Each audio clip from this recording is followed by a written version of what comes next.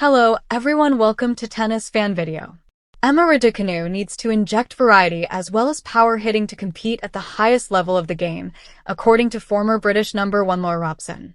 The 2021 US Open champion returned to action with a 6-4 7-6-4 defeat at the Strasbourg Open against France's Diane Parry in her first competitive match since a heavy defeat against Amanda Anisimova at the Indian Wells Open in early March. Staying fit has to be the priority for Raducanu after a confusing year that has seen some speculation over her long-term future in the sport. Raducanu has suggested she wants to get back to the kind of power hitting that drove her towards her only title as a professional player at the US Open almost 5 years ago, with her decision to split with coach Francisco Roig after the Australian Open in January believed to be due to her desire to play the brand of tennis that sealed her triumph in New York. Yet Robson suggests power hitting from the back of the court may not be enough for Raducanu to challenge the very best in women's tennis. "I think everyone needs the variety in their game," says Robson, who will be part of a TNT Sports and HBO Max team that will screen every match at Roland Garros. A player like Aryna Sabalenka is obviously a big hitter, but she can still throw in the odd slice and drop shots. She's still trying to come forward and do new things, and that's the world number one. I mean, because everyone hits the ball big, so you kind of have to be able to do everything. It's not like you can just get away with crunching the ball and expect to win. So I feel like adding the power almost back to her game would be a good thing because it does feel like she lost her identity a little bit. But she also has to make sure that she doesn't lose the ability to do other things out there as well, because even the biggest hitters are adding some finesse and they all move so well these days. The ongoing impact of a virus has been cited as the reason for Raducanu's absence from the WTA Tour, with Robson suggesting the current British number one may take time to get back to the physical levels she needs to reach to be at her best heading into Roland Garros, and then the grass court season in front of her British fans. "I just hope she can get back on the court quickly and can put a few matches together back-to-back," added Robson. However Roland Garros goes for her, "I just hope she can spend some time on court because the grass court season is coming and she needs to play as many matches as possible this summer. Her ranking is still pretty good and I just feel you need to make the most of it while it's there.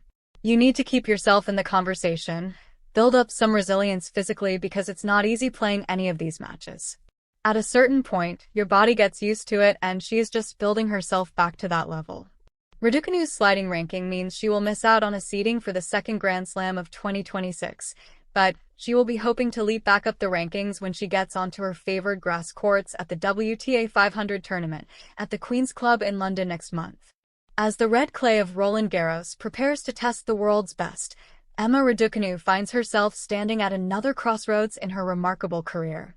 The British star, once hailed as the fearless teenager who conquered New York without dropping a set, now faces a different challenge, rediscovering rhythm, resilience, and variety on one of tennis' toughest stages.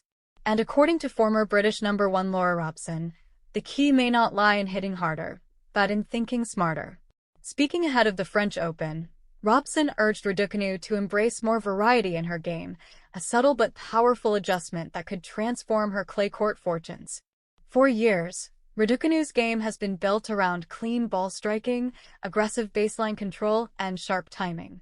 On hard courts, that style can feel electric.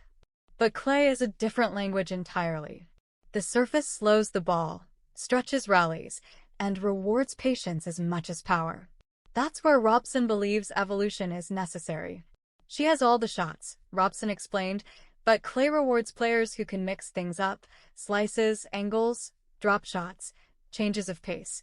Variety matters." It's advice that feels perfectly tailored to Raducanu's current chapter, because this isn't the fearless, unknown teenager from 2021 anymore. Opponents now study her patterns. They anticipate the flat backhand. They wait for the early strike.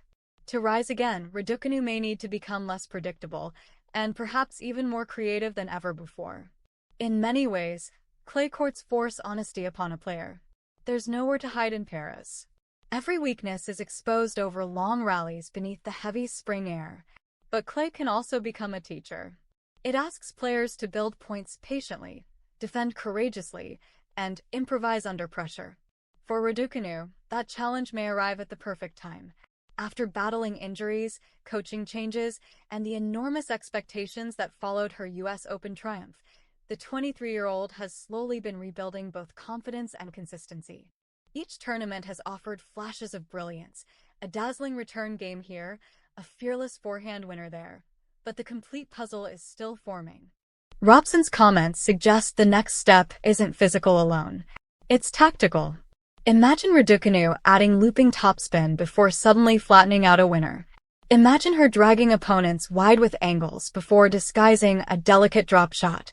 Imagine a player once known purely for precision becoming unpredictable. That version of Emma Raducanu could become dangerous on any surface. And perhaps that's the beauty of Roland Garros. The French Open has always rewarded reinvention. Rafael Nadal turned relentless defense into unstoppable domination. Ashley Barty used slices and touch to dismantle opponents. Iga Swiatek mastered movement and patience to become queen of clay. Now Raducanu has an opportunity to write her own clay court identity. Of course, advice is easier delivered than executed. Variety requires confidence. It demands instinct in pressure moments. Players must trust themselves enough to try the unexpected when matches tighten. But Robson understands that journey better than most. As a former British prodigy herself, Robson knows the weight of expectations surrounding young stars in British tennis.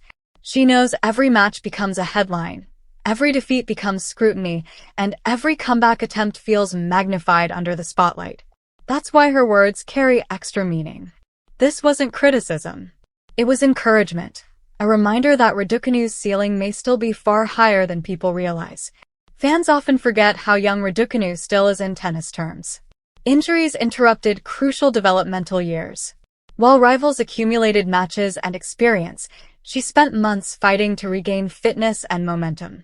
Yet despite everything, the talent remains undeniable. When Raducanu is flowing, few players strike the ball cleaner. Her movement is explosive, her timing exquisite, and her composure under pressure can still surprise even elite opponents. The question now is whether she can add layers to that foundation. Roland Garros may provide the perfect laboratory. On clay, every rally becomes a chess match. Players construct points rather than simply ending them. The best competitors disguise intentions, manipulate spins, and lure opponents into uncomfortable positions. That's exactly the type of creativity Robson wants Raducanu to embrace. And perhaps, just perhaps, fans are about to witness the beginning of a more complete Emma Raducanu.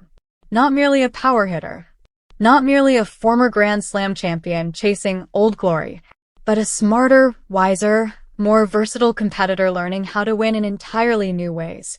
The road ahead in Paris won't be easy. The women's draw remains brutally competitive, packed with experienced clay specialists and fearless rising stars.